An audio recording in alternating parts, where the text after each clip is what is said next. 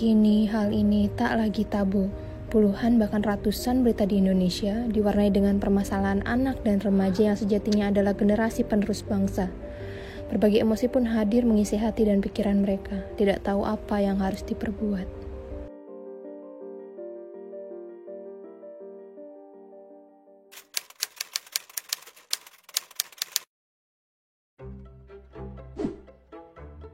Banyaknya permasalahan emosi anak dan remaja di Indonesia ini ada banyak faktor yang mempengaruhi ya. Di antaranya faktor internal dan eksternal. Kalau faktor internal itu adalah dari kepribadian anak itu sendiri, kemudian faktor kondisi kognitif anak, ya, kemudian faktor lingkungan keluarga, faktor lingkungan sekolah, dan faktor budaya. Jadi pada faktor kepribadian itu ada anak yang mempunyai kebiasaan tertentu, misalnya bagaimana dia mereaksikan emosi, stimulus yang diterima, kemudian juga bagaimana dia mengingatnya, bagaimana kemampuan kognitifnya dan sebagainya. Kemudian kalau dari lingkungan keluarga bisa saja dia kurang mendapatkan perhatian dari keluarganya atau keluarganya bermasalah sehingga dia tidak puas, dia berontak gitu ya. Sedangkan lingkungan di sekolah itu bisa saja kalau anak-anak remaja misalnya itu kan lebih pada peer groupnya ya, jadi perhatiannya itu pada peer group. Dalam hal ini adalah unsur penerimaan, dia melakukan sesuatu demi penerimaan dari teman sebayanya. Nah kalau dari budaya itu biasanya bagaimana si anak itu merespon emosinya berdasarkan budayanya, jadi kebiasaan-kebiasaan yang dilakukan dalam merespon satu stimulus yang menimbulkan emosinya gitu. Sehingga hal tersebut bisa mempengaruhi seseorang melakukan sesuatu yang mungkin menimbulkan masalah dalam dirinya, keluarga maupun lingkungannya.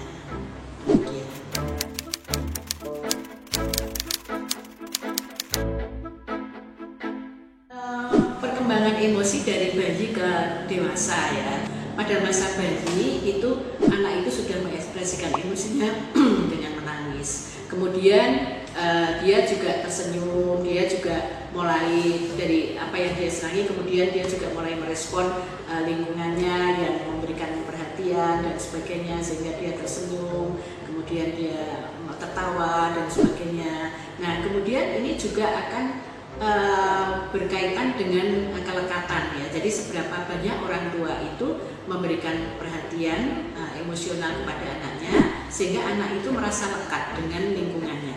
Dan dalam hal ini adalah orang tuanya. Nah, kalau anak itu sudah merasa lekat, kemudian dia merasa aman. Nah, ini akan berpengaruh pada kehidupan selanjutnya. Nah, pada masa bayi itu kalau dia lebih pada kenyamanan fisiknya ya. Kemudian pada kehidupan anak yang lebih tua, dia sudah mulai timbul emosi-emosi yang lain. Jadi kalau misalnya marah, dia itu karena mainannya diambil temannya gitu ya. Kemudian dia merasa senang kalau dia mendapatkan perhatian dan sebagainya. Nah kemudian pada masa remaja, nah ini karena fokusnya itu sudah pada kemandirian, maka emosinya itu juga dikaitkan dengan perkembangan tugas perkembangan remajanya, yaitu pada kemandirian dan memperoleh rasa cinta. Nah dalam hal ini kemandirian ini sangat luas, jadi dia merasa ingin memenuhi kebutuhannya sendiri ya, sehingga kalau orang tuanya terlalu memperhatikan, dia juga kadang-kadang tidak berkenan. Nah, dan dia dalam hal ini adalah dia lebih dekat dengan teman sebayanya. Jadi dengan teman sebayanya dia ingin mendapatkan penerimaan. Nah ini kadang-kadang ada hal-hal yang negatif juga.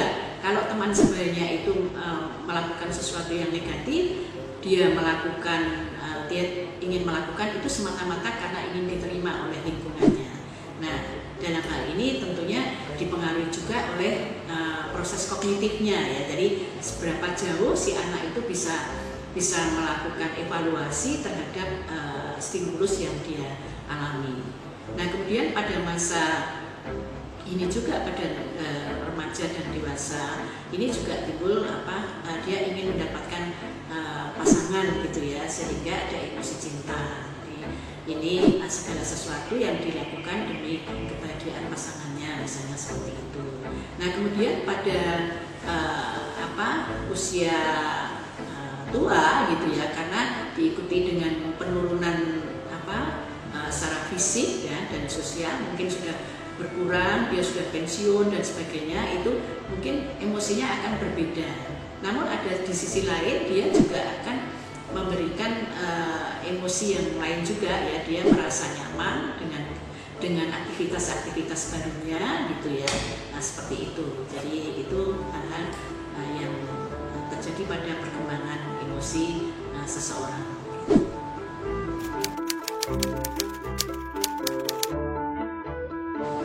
Jadi orang yang mendapatkan satu stimulus yang menimbulkan gejolak emosi itu kadang-kadang mempengaruhi fisik maupun mentalnya ya. Jadi mempengaruhi fisik itu bisa saja orang yang menggebu-gebu itu mempengaruhi kesehatannya. Karena apa? Karena sebenarnya emosi itu sangat dekat dengan proses fisiologis ya.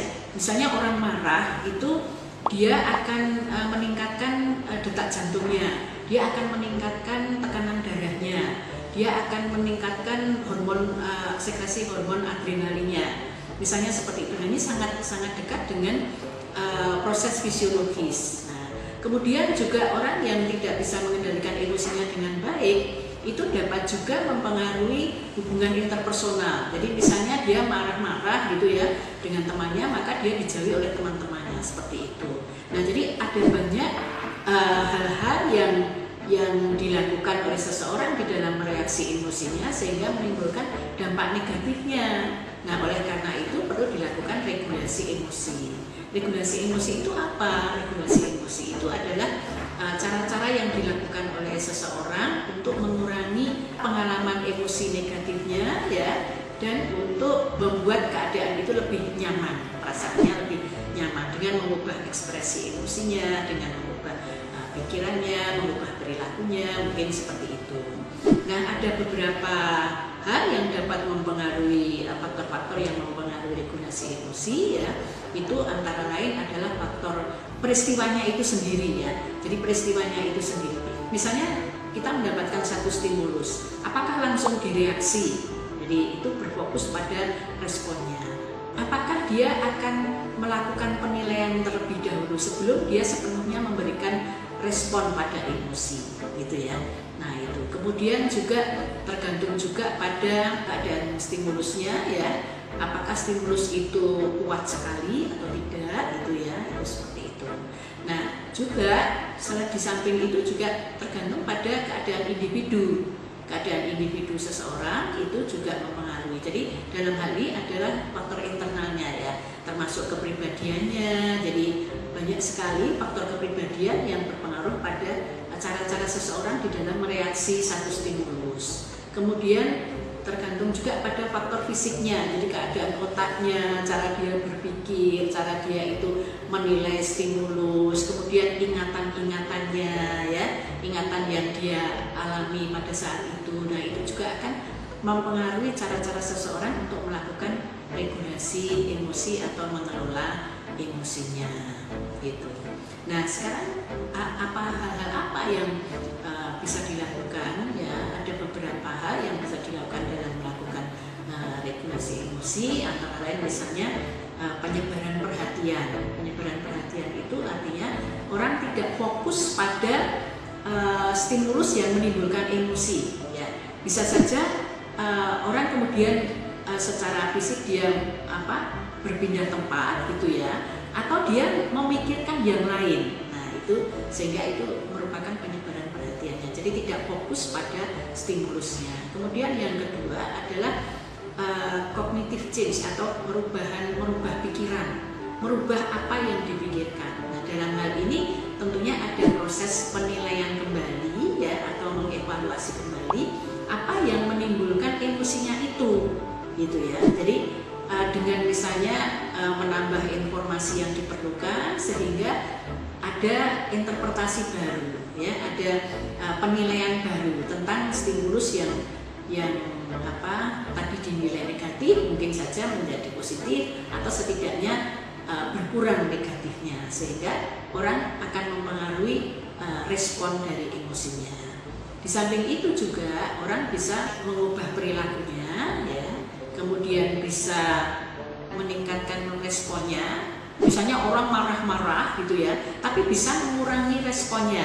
Nah ini, jadi ya dari responnya itu bisa ditingkatkan, bisa dikurangi, atau bisa bahkan bisa ditekan bahwa saya tidak akan mengungkapkan itu. Nah, nama modulasi respon ini agak bersifat negatif ya. Kalau misalnya orang itu menuruti respon yang ada dengan memberikan respon yang menggebu-gebu, maka ini akan meningkatkan proses fisiologisnya, jadi akan meningkatkan kerja saraf simpatisnya, sehingga orang menjadi meningkat tekanan darahnya, kemudian meningkatkan denyut jantungnya gitu ya. Nah, tapi kalau menekan itu juga sebenarnya efeknya sama. Dengan menekan itu saraf simpatisnya juga akan aktif, dia juga akan sama efeknya. Hanya saja itu tidak menimbulkan efek sosial, misalnya yang tadinya marah ke temannya tidak jadi marah, tapi secara fisiologis itu tetap saja seperti itu.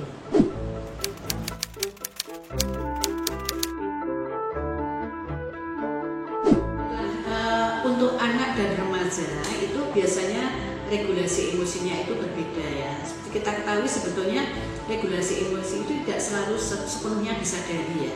Tapi dari apa yang dia lakukan itu sebenarnya kita bisa tahu sebenarnya cara-cara apa yang dilakukan oleh anak dan remaja.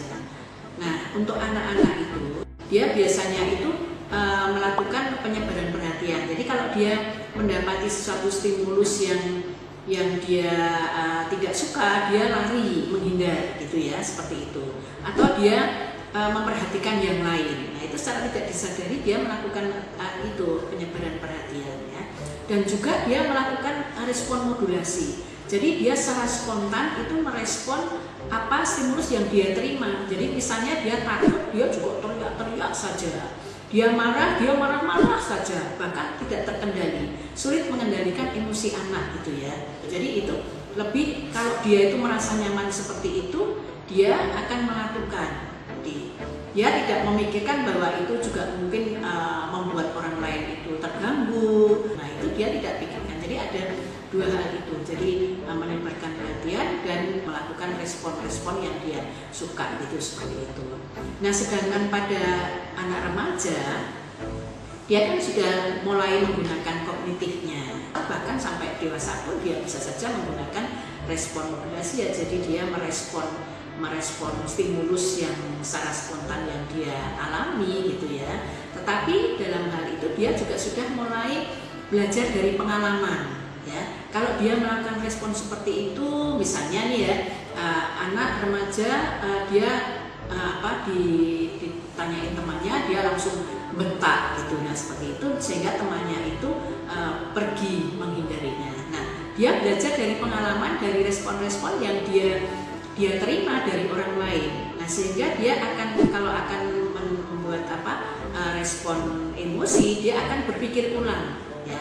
Nah jadi kognitifnya sudah berkembang, maka penggunaan regulasi emosi, pengubahan secara kognitif itu juga sudah mulai dipakai gitu ya. Jadi dia sudah mulai mengevaluasi kembali stimulus yang dia terima sehingga dia tidak serta-merta mengekspresikan emosinya.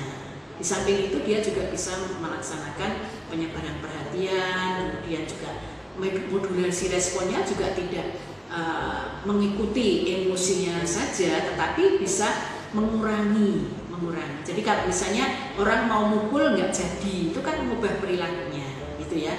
Orang mau marah-marah kemudian dikecilkan volumenya gitu ya, seperti itu. Atau untuk mengendalikan kenyamanan tubuhnya dia menarik napas panjang. Nah itu juga modulasi respon tetapi ke arah yang lebih positif gitu ya, seperti itu. Jadi itu yang terjadi antara anak-anak dan remaja. Biasanya regulasi apa yang dipilih itu di samping dari pengalaman yang dia alami gitu juga dipengaruhi juga oleh faktor lingkungannya. Jadi faktor lingkungan dalam ini adalah keluarganya. Bagaimana keluarganya itu memberikan dukungan atau memberikan pengaruh terhadap si si anak itu gitu ya. Jadi misalnya cara-cara yang dilakukan oleh orang tuanya di dalam menghadapi satu stimulus tertentu, nah itu menjadi pelajaran bagi dia gitu ya, seperti itu. Ada orang tua yang terbiasa membentak-bentak orang lain, nah maka anaknya juga ikut membentak-bentak orang lain. Ada orang tua yang secara bijak mendengarkan dulu apa yang dikatakan oleh orang lain ya, sehingga dia akan mengikuti itu juga. Jadi di samping pengalaman dia sendiri, dia juga belajar dari orang-orang di sekitarnya, dalam hal ini adalah orang tuanya. Demikian.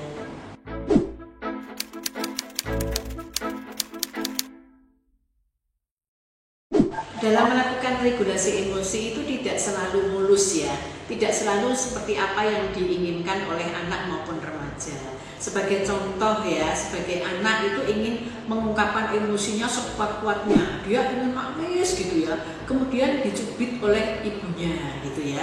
Nah, kemudian dia juga ingin menghindari situasi yang mencekam, dia ingin pergi dari tempat itu, tetapi ternyata kamarnya dikunci, misalnya seperti itu. Jadi dalam hal ini lebih pada lingkungannya. Jadi kalau anak itu biasanya seperti itu. Nah, kalau remaja itu di samping hal tersebut itu juga dipengaruhi oleh kondisi kognitifnya. Jadi ada keterbatasan kognitif di dalam melakukan penilaian kembali. Jadi kan tadi kan salah satu cara itu kan melakukan penilaian kembali, mengubah pikiran sehingga mengurangi dampak negatif, dampak emosional negatifnya gitu ya. Tetapi kalau si anak itu ada keterbatasan di dalam melakukan penilaian, maka ya akan terganggu, terhambat ya. Demikian juga kalau dia itu ingin membuat sesuatu yang baru, yang kemudian informasi baru ya, dia juga ada keterbatasan tentang informasi yang diperoleh sehingga dia tidak akan tidak berhasil mengubah itu kognitifnya itu gitu ya. Nah, kemudian tips apa yang bisa dilakukan terhadap anak-anak maupun remaja di dalam melakukan regulasi emosi itu? Sebetulnya tipsnya itu kalau anak itu ya lebih pada orang tua ya, karena itu anak melakukan seperti itu tuh juga tergantung dari orang tuanya. Bagaimana orang tuanya itu memberikan rasa aman, bagaimana orang tuanya itu memberikan contoh cara mengelola emosinya, ini sangat tergantung pada lingkungannya. Nah, kalau pada remaja itu juga kita ketahui bahwa sesuatu yang kita hadapi itu tidak selalu itu benar adanya. Jadi kadang-kadang itu tergantung dari persepsi kita atau penilaian kita, sehingga lebih baik diulang kembali atau dinilai kembali. Sebetulnya seperti apa sih, benar enggak interpretasi saya? Cari informasi sehingga mungkin pada saat itu sudah memberikan respon, tetapi respon negatif itu tidak berkelanjutan gitu ya, karena dia sudah mendapatkan informasi baru gitu ya, seperti itu. Nah, kalaupun melakukan modulasi respon itu carilah hal-hal yang positif. Jadi misalnya dia tidak semakin meningkatkan respon negatifnya, misalnya mengikuti kemauannya untuk menyerang gitu ya, kemauannya untuk menyerang itu bisa verbal, bisa non verbal ya. Nah, itu lebih baik kita mengerem, menurunkan itu ya, atau mengurangi mengambil napas panjang dan sebagainya, sehingga situasi bisa menjadi lebih tenang. Kira-kira seperti itu yang bisa dilakukan.